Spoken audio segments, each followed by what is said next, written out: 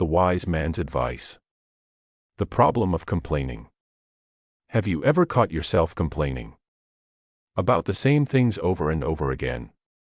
The weather that won't cooperate, the people who don't understand you, the job that doesn't fulfill you, or the life that just feels too hard sometimes. We all do it. But here's the real question: does complaining ever make things better? Most of the time, it just makes the problem louder, and our heart heavier.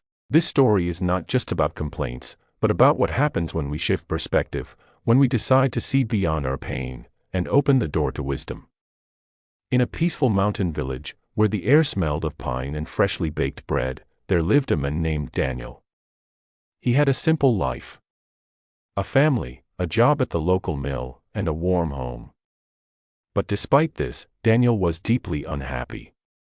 He didn't suffer from a lack of food or shelter, nor from loneliness or tragedy.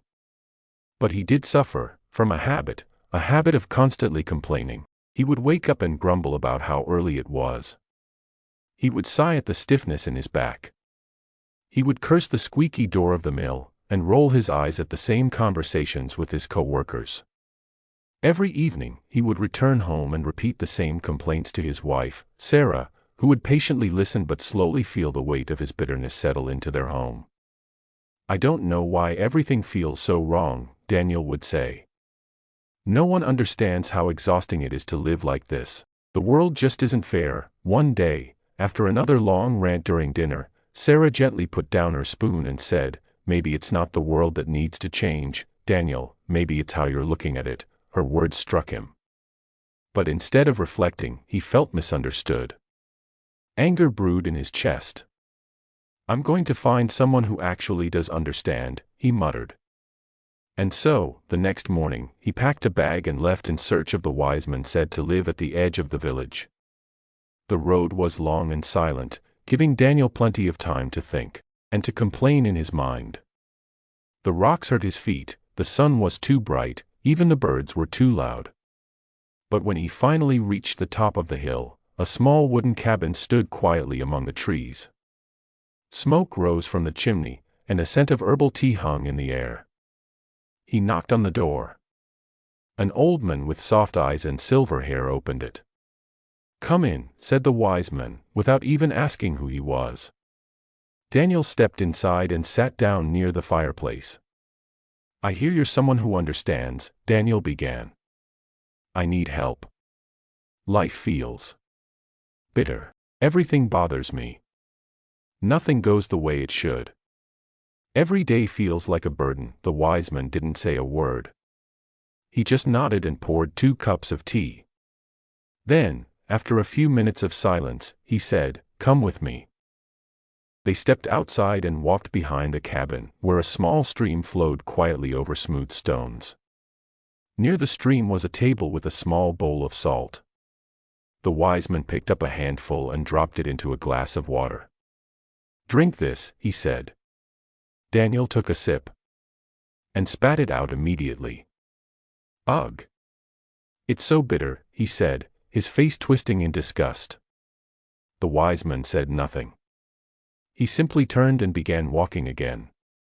Daniel followed, confused and slightly annoyed. They reached a lake at the edge of the forest. A wide, calm lake that mirrored the sky like glass. The wise man took another handful of salt and tossed it into the lake. Then he knelt down and cupped water in his hands. "Now, drink." Daniel hesitated, but obeyed. He drank from the lake. It was cool, fresh, clean. No bitterness. Just peace. "Do you taste the salt?" the wise man asked. "No," Daniel replied, surprised. "I don't taste it at all." The wise man turned to Daniel, his voice calm but steady. "You see, Daniel, pain and hardship in life are like salt, they are inevitable. But how bitter they taste to us depends on the container we choose to hold them in." Daniel looked puzzled. "What do you mean?" The wise man pointed to the glass. "If you put a spoonful of salt in a small glass, the water becomes undrinkable, but that same spoonful in a lake becomes invisible, powerless. It's the same with problems. If your mind is narrow, if your heart is small, Every difficulty feels enormous. But if you expand your awareness, if you grow your understanding and gratitude, even the same problem becomes easier to carry. Daniel remained silent, but something inside him shifted. He remembered all the times he had fixated on small frustrations. How he had magnified minor inconveniences into major miseries. His life hadn't been unbearable. But his focus, his constant attention on what was wrong, had made it feel so. They sat together on a log by the water.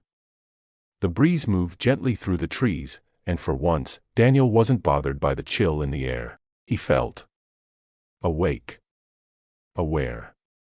The wise man broke the silence. "You cannot stop life from bringing salt," he said. "But you can choose to widen the space it falls into." Daniel looked into the lake and saw his reflection. He didn't look different. But he felt different. There was no magic, no miracle. Just clarity.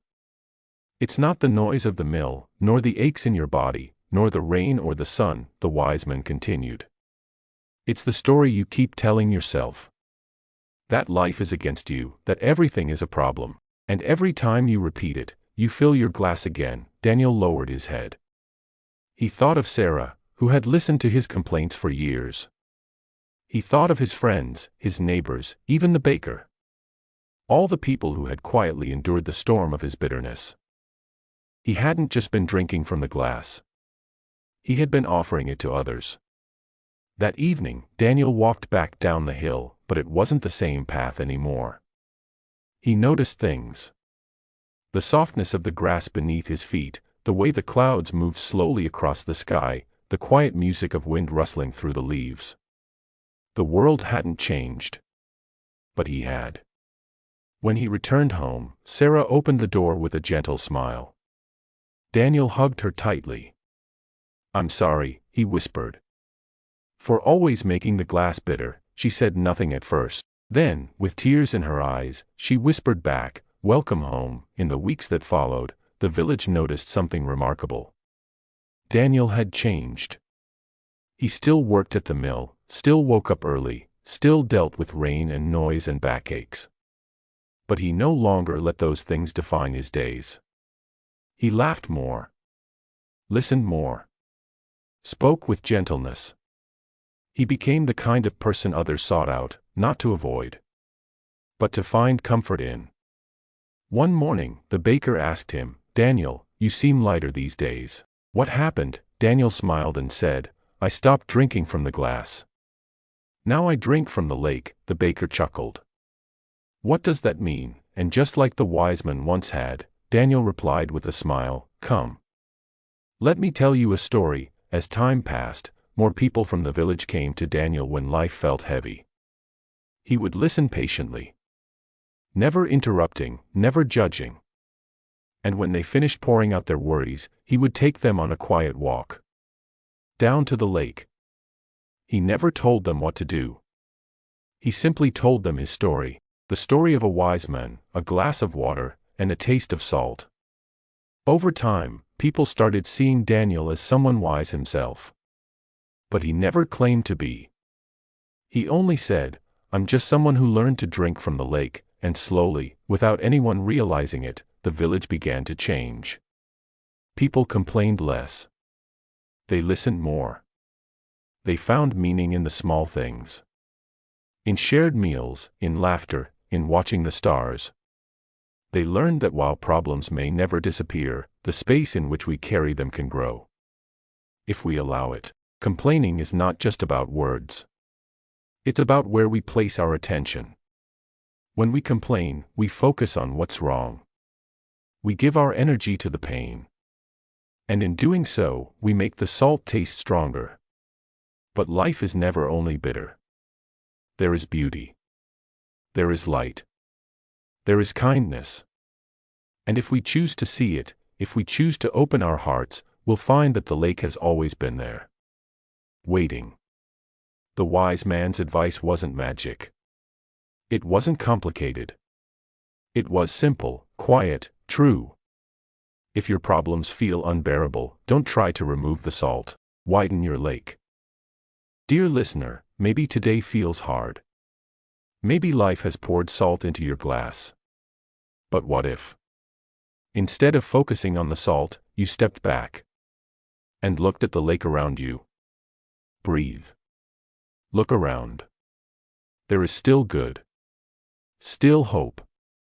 Still light. The bitterness will pass if you give it space. So, the next time you feel overwhelmed, ask yourself, am I holding a glass? Or am I standing at the lake? If this story touched your heart, don't keep it to yourself. Share it with someone who may be holding a glass too small. And remind them they can grow their lake, because growth begins with a single moment of clarity. And maybe that moment is today.